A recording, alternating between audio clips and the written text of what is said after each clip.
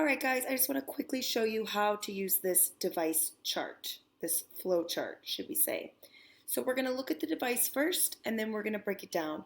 So first I have my sentence, books are the mirrors of the soul, said by Virginia Woolf. So books are the mirrors of the soul. What is this? Is this a simile, metaphor, personification? Well, it's a metaphor. So if it's a metaphor, I'm going to go to the left side and begin filling in this chart. So in this metaphor, what is being compared? Well, I'm going to look at the subject. The subject is books, so I'll write books by the S for the subject.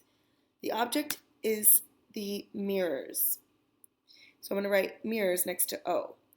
Well, how would I describe the object, the mirrors?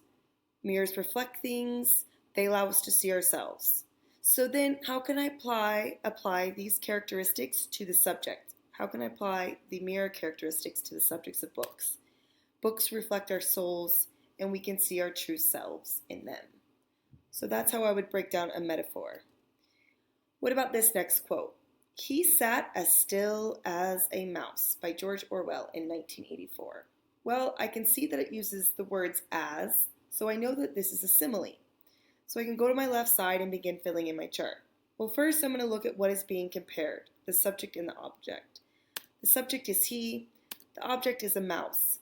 Well, how would I describe a mouse, the object? Mice are very quiet, timid, and fragile. They try not to be seen. So how does this apply to the subject? Well, this can apply to the subject that the man was a very quiet and timid man. He is trying to not be seen or heard. Finally, the fire crept down and stalked a line of saplings. What do you think this is? I think it's personification. So if it's personification, what is the subject doing? Well, the fire is creeping and stalking. Then we want to look at what animals and people do this thing. Typically, predatory animals like a jaguar creep and stalk. So how would I describe this animal? I would describe this animal as wild, aggressive, violent, and deadly. So then how can I apply those characteristics to the subject, to the fire?